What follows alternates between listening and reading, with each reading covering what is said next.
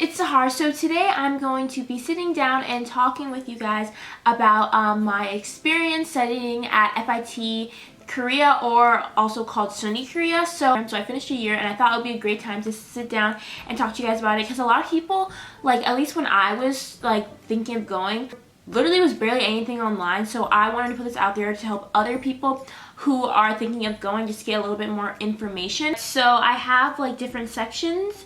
I wrote it all down, so that's what I'm going to be looking at on my phone. So if you want to know about a specific thing like housing or application, stuff like that, I'll have them all linked in the description and what time, and then at the end I'll have a Q&A session. So first off, my name's Sahar, if you guys didn't know.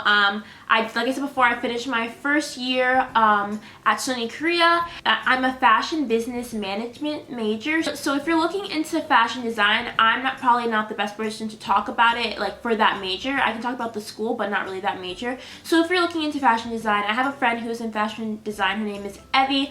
So I'll put her Instagram here and in the description. So if you have specific questions about that, then go talk to her.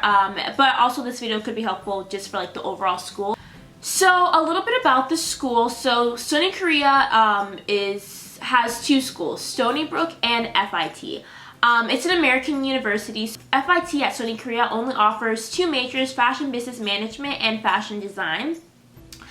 There are mostly FBM students, which is fashion business management, then FD, fashion design. So IGC, also known as the International Global Campus, is like the campus in Korea that we're on, and that also includes George Mason, Utah, and Ghent. So Suny Korea is Stony Brook and FIT. So we have a campus, and then literally like to the side, it's pretty much on the same campus. They're just in different buildings. They're just in different buildings than us. There's Ghent, George Mason, and Utah. So if you go to like a coffee shop on campus, you will see people not only from Stony Brook and also FIT, but you'll see people from like Ghent and Utah and stuff like that. So for the program that I'm in, it's a 2-year program. You get your AA, so you go to Korea for your freshman and sophomore year. And then after your 2 years, you go to New York. If your GPA is at 3.0 collectively throughout the years, throughout the 2 years, and you go to New York to finish your bachelor's degree. So FIT is kind of new to Korea. Obviously, they started this program I think about 2 years ago, so it is really new and fresh. And my class was the second freshman class. A lot of people ask how I got into, or how I decided how I got into Suny Korea. A lot of us, we were waitlisted at FIT New York, and then I got an email June, like literally like, I think it was like June 2nd, the beginning of June, and they're like, hey, like we have a spot in your Korean campus. And a lot of people don't know about FIT, about Suny Korea, you know, it's new. I don't feel like they advertise it a lot. At least I didn't know, and a lot of my friends didn't know. So I looked into it, and then I was like, oh my god, wait, I really want to go to FIT New York. So I'm like, this is a good way for me to like go to Korea. That's like fun, and then I can just, after 2 years, I'll go to New York, and I'm still going to FIT, like I'm still an FIT student. So I thought that was a really good opportunity, so I decided to go. I never applied to Suny Korea, okay? So that's like one of the things people ask me about applications. I don't really know about the application that much. My friend Evie is like the only one I know that specifically applied. So if you guys have specific questions for her, like I said before, I'll link her down below. The thing that so many people ask me is prices, like how do you pay for it, how much is tuition, stuff like that. The tuition is around $10,000. But that doesn't include your FAFSA, and they do take your FAFSA because it is an American school, or scholarships. They offer so many scholarships. I will link the scholarship, like the link to like the scholarship page. Now on to housing. We have single and double dorms. So single dorms, it's really cool. You have a room to yourself. There's a bathroom like in your room, which is awesome. And doubles are a bit bigger, obviously, because there's two people. Singles are a little bit smaller, but I like it. It's cozy. You know, I have a lot of videos of me in Korea, so I'll link them down below. I haven't done a dorm tour, which I'm going to be doing this semester, but I film a lot, and I vlog, so I film a lot in my room so you guys can get a gist, and I film me moving in so you guys can like see and stuff. So housing is way cheaper in Korea than it is in New York. It's really expensive in New York. For a single dorm, it's about $1,500 each semester, and then if you're in the double, it's about like $1,000 a semester. Oh, I forgot to say, I'm in the single dorms. I like my single room. Doubles are nice, I've heard, but a lot of my friends who were in doubles first semester decided to switch to single dorms, which I thought was interesting. So at least for singles, like we on your floor is like FIT or Stony Brook. So it's Suny Korea on your floor. Doubles, I think it's the same. Hey guys, so the dorm buildings I just want to mention, we do share with IUC as a whole. So there will be people from like Ghent and Utah in the dorms. But like I said before, they won't be on your floor. It's only Suny Korea on your floor. I just want to clarify that doubles do have their own bathrooms. So yeah. It has heat and it has air, which is cool. Also for singles, odd floors have kitchens. So an odd number floor shares with their floor, and then the even number above them. So yeah. So there's a laundry room downstairs. In the basement, you have to pay 1,000 won. It's like $1 to wash and to dry. So yeah, and the dorms are on campus. It's literally a minute walk to your class. It's literally, I open my blinds and I can see my building to my class. So super easy, super convenient. That's something I really like about it. Like, classes are so close. So classes. So all classes are in English. Don't worry. A lot of people are worried about that, I know. But it's an American school, so all the classes are in English. They have to be. So obviously you take your basic like English, math, science classes if you didn't test out of them. So they take your SATs and ACTs, and if you like test out of math or English, then you don't have to like take the like basic. Like I said before, I'm FBM. I can't talk about the FD classes, so talk to my friend Abby.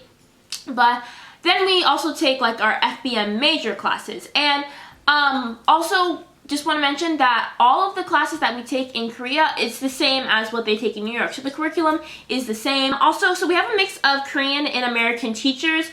My experience, they say that we have like a bunch of teachers that are from New York. I only had one teacher that was from New York, so that was a little disappointing. Pretty much the FBM freshmen, when I was there, like my freshman year, was about like 50 something people. Like, it's small, you know.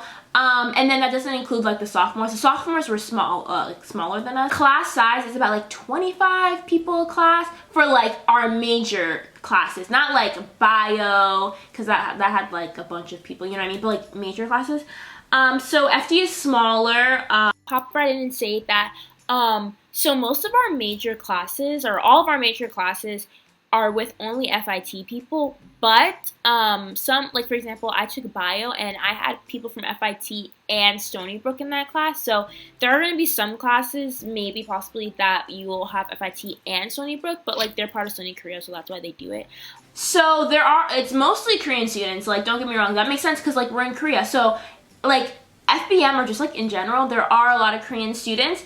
In each like of my like major classes, like there would be only 4 to 6 Americans in the class, but there's also like other people from around the world. Like, there were some people from Indonesia, Thailand, Singapore, but it is mostly Korean. So now I'm gonna answer the questions that you guys had, and then at the end I'll have like my final thoughts.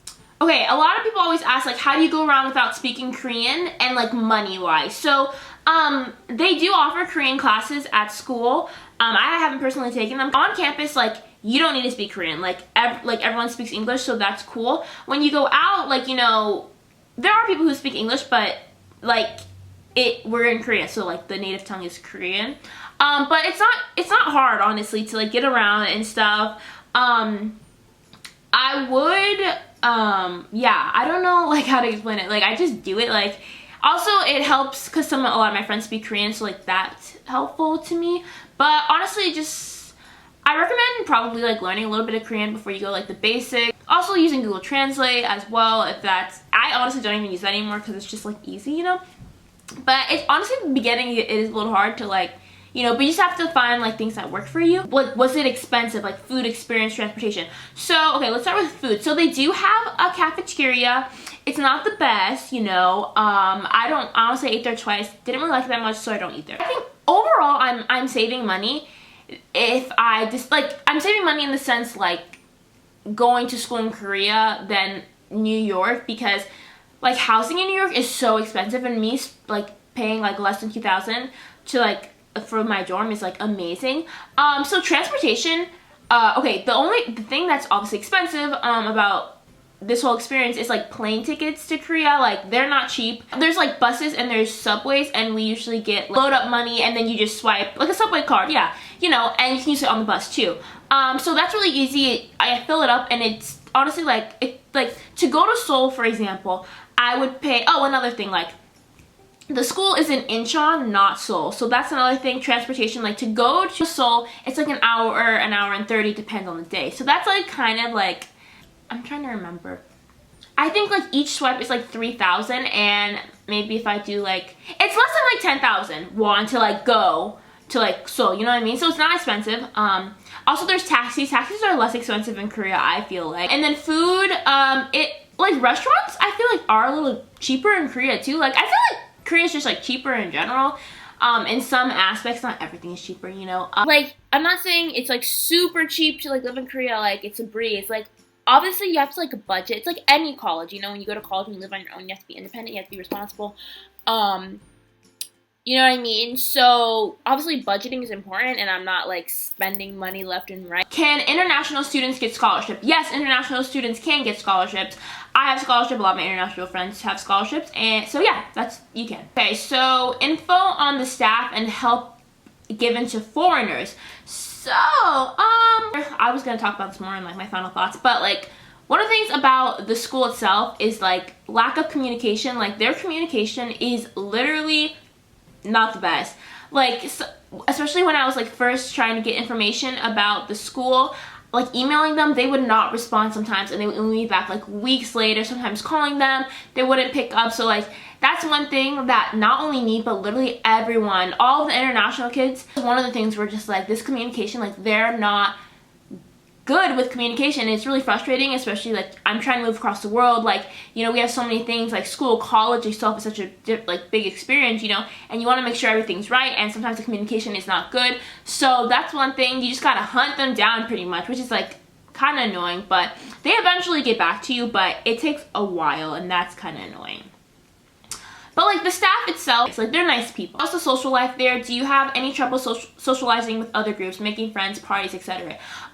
So the social life is like pretty good, especially since like, so this, when I came in to the freshman, like when I was a freshman, I was put in a group chat on Instagram with a bunch of the sophomores and us freshmen at the time, and that was really helpful. I met so many of my friends that I'm still friends with now, and I did that, and me and my friends did that for the new upcoming freshmen. So that was good to like meet them and to help them out, answer all their questions. So I'm pretty sure that they're gonna do that for the next freshman. Another question that I get asked a lot is like, are the Korean students nice? Like, are they welcoming? And so they are definitely really nice. Or like Korean culture, like Koreans are like very shy, which is like understandable. And the beginning of like the first semester, like I could tell like there was definitely like some like, not like divide, but like, not that we meant for that to happen, but like it was like the international students or American students and like the Korean students. But as like the semester went on, and especially the second semester, it got way better. It's just that they're shy, you know what I mean? So don't take it to heart, and obviously like they're such nice people, and I'm really happy that I'm friends with a lot of the Koreans that are in my class. Another thing, like there's a cultural difference, and that's like one thing that I knew like it was gonna happen, but like I didn't know to the extent. So you always have to keep that in mind. So I got these two questions, like, are you happy studying abroad, and would you recommend it? I like studying abroad, yes. Would I recommend it? It's not for everyone, definitely not for everyone. I'm just gonna tell you guys about the cons that I thought of the school. Cons is their communication is not good. They really need to work on that because communication is key in college, you know what I mean? And especially like growing up and becoming an adult, like you need to communicate well. And some things are so new, and not everything's like set in place yet, because a lot of things are always kind of like changing, and that could be kind of like if you don't really like change, like if you don't like change in general, like I don't know if like you moving across the world to go to Korea is the best option for you. Like me and my friends always talk about this, but who like went to Suny Korea, it's like it takes a type of person to move across the world to go to school, you know what I mean? So you have to be independent, responsible, motivated. Yeah, so it's not for everyone. So another thing that's annoying is you have to move out every semester. So about that, so pretty much you have to pack all your stuff and move out. So like when we go home for winter break, we have to pack our stuff and move out. And you're probably wondering, like, where do you put your stuff? There's like this moving company or storage company that we just call, and they pick up our stuff, and then we call them again when we come back and we get our stuff. Done that twice already, or no. Yeah, I've done that twice already. It's been good. Also, it's kind of far from Seoul. It's in Incheon, like I said before, about an hour and a half away by subway/bus. So that's like another thing. It's not like in Seoul, but also like me and my friends go to Seoul a lot on the weekends. So it's like not impossible. Like it's fun, you know. So it's like going there. It doesn't like, it's not like a chore, you know, but it is kind of annoying that it's like kind of far. And I feel like they advertise it like, oh yeah, so close to Seoul, but it's not like super close to Seoul. You know what I mean? Like I said before, another thing is that there's a cultural difference. Not that that's bad or a con, it's just sometimes difficult or could be a challenge, you know. I notice there's a lot of cultural difference, especially with teachers. Like sometimes they take things the wrong way that like teachers in the US wouldn't. Like for example, like asking a lot of questions, like trying to get clarification sometimes, and sometimes they take it the wrong way. So pros for Suny Korea. So it's a very unique opportunity. It's an amazing opportunity, and it makes you stand out in your resume and in the workforce, having like that international like travel, and for me specifically international business, you know, like being in Korea and like studying business, like that's amazing.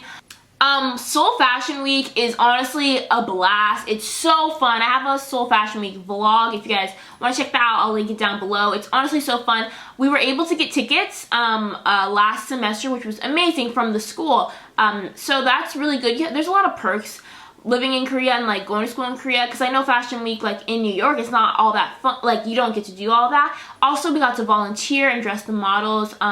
Seoul Fashion Week is like such a different experience than New York Fashion Week. You get to travel in Asia. Everything's so close. We took a field trip to Japan, and we took a field trip to China. So like there's so many opportunities, so many like learning experiences, and it's like amazing that like I can just like go to like Japan and China for a field trip. Meeting new people from everywhere, not only the Korean students, but I have so many friends from India, Indonesia, like I said before, Thailand, Singapore. Like the majors are smaller, so like you get a lot of one-on-one time than us being in New York. You know, it's so big, and like you can go and talk to your teachers and they know you, they know your name. So I do like studying abroad, and I would recommend it to people who, like, you have to be open-minded coming into this, you know. So many things are going to change, and it's not the same as where you previously lived, you know, if you're not from Korea.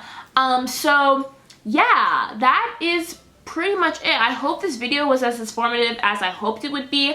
Like I said before, if you're an FD major, want to know more about FD, message my friend Evie. Her Instagram will be here down below. I'll link below all of the stuff I was talking about, so check the description, and I'll link also a bunch of my vlogs in Suny. I go back to Korea to finish my second year, my final year, so I'm definitely going to be vlogging way more. So if you guys want to stay tuned to that, subscribe. If you have any more questions that I didn't like go through, then comment them down below or just message me on Instagram. Yeah, so I hope you guys enjoyed this video, and I will see you guys in my next one. Bye guys.